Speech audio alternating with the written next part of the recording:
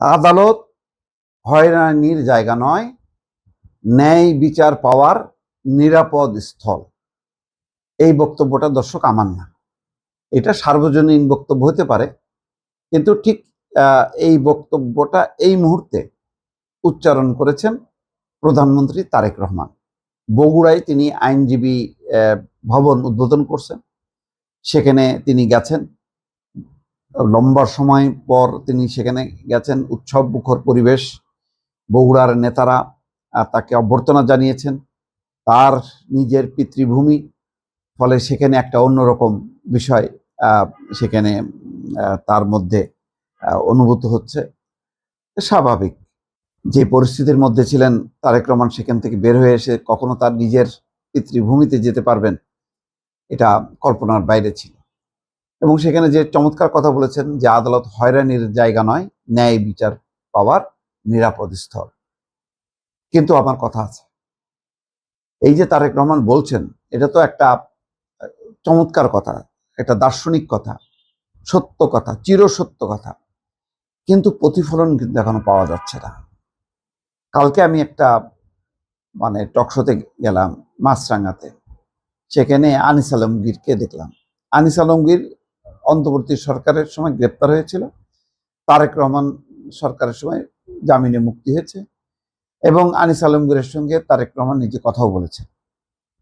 এগুলি খুবই ভালো যে তারেক রহমান নিজে অনুভব করেছেন যে আনিস আলমগীরের সঙ্গে যা করা হয়েছে সেটা ঠিক করা হয়নি, ইনজাস্টিস করা হয়েছে, ফলে তিনি তার সহানুভূতি জানিয়েছেন।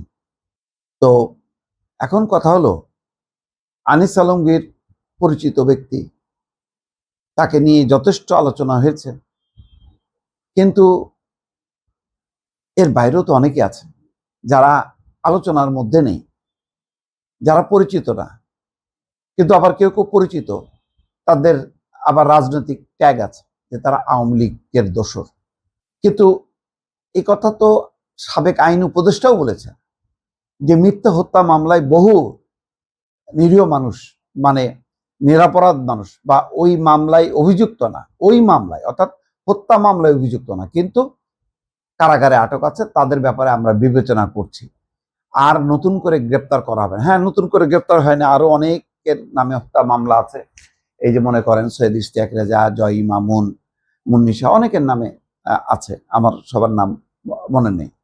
তাদেরকে গ্রেপ্তার করা হয়নি, কিন্তু তাদের মামলা কি প্রত্যাহার হয়েছে? হয়নি। তাহলে তারা একটা এই যে মামলা জটে আছে, মামলা আতঙ্কে আছে। তারা দেখা গেল যে দেশের বাইরে যাবে, যেতে পারছে না, যেমন ইকবাল সোবহান চৌধুরী যেতে পারেননি। আবার অনেকে আটক হয়েছেন, সে কারাগারে মাসের পর মাস, আজকে প্রায় 2 বছর হতে চলল, তারা সেখানে আছে। এটা কি ন্যায় বিচার হচ্ছে?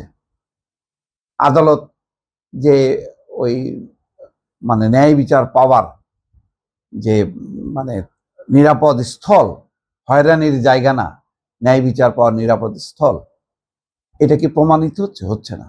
আজকে খুব কঠিনভাবে বলতে চাই না, আমি বারবার বলি, একটা সরকারকে 6 মাস সময় দেওয়া উচিত, তারপরে ক্রিটিসিজমের জায়গাটা ওপেন করা উচিত।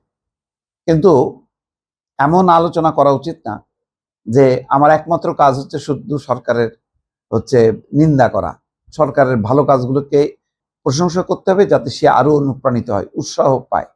তা নাহলে গণমাধ্যমের সাথে বা সোশ্যাল মিডিয়ার সাথে সরকারের একটা কনফ্লিক্ট হবে, যে সোশ্যাল মিডিয়া মানেই হচ্ছে গুজব এবং অপপ্রচার ছড়ানো হয়। যাক, এটা অন্য আলোচনা। যে আলোচনায় আসি, যে তারেক রহমান আজকে যেটি বলেছেন যে আদালত হয়রানির জায়গা নয়, ন্যায় বিচার পাওয়ার নিরাপদ স্থল, এটা প্রমাণ করতে হলে তাহলে যাদের নামে মিথ্যা মামলা, সেগুলি আপাতত জামিন দেন, তারপরে ওই মামলা থেকে খারিজ করেন।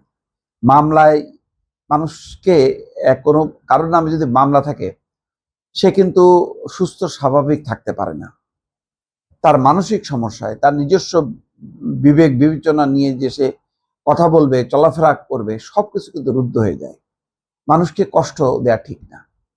আপনি কোনো যদি তো অন্যায় করে থাকে এবং আইনের লঙ্ঘন করে থাকে, অপরাধ করে থাকে, তাহলে সেই সুনির্দিষ্ট মামলা দেন। আমি তো বারবার বলি, সুনির্দিষ্ট মামলা দিতে কোনো অসুবিধা নেই, কাউকে জেল জরিমানা দিতে অসুবিধা নেই, কিন্তু এই যে হত্যা মামলা 200-250 জনের মধ্যে আমার নামটাও ঢুকাই দেওয়া হলো, তারপর তার ভিত্তিতে গ্রেপ্তার করে কারাগারে ঢুকাই দেওয়া হলো, আর জামিন আমি পাবো না, এই কাজ থেকে আল্লাহর রহমতে মুক্তি দেন। একটা দুইটা ঘটনা ঘটালেই যে এটা সামগ্রিকভাবে ঘটে গেল, এটি সরকারের নীতি হলো, এটা কিন্তু বোঝা যাচ্ছে না।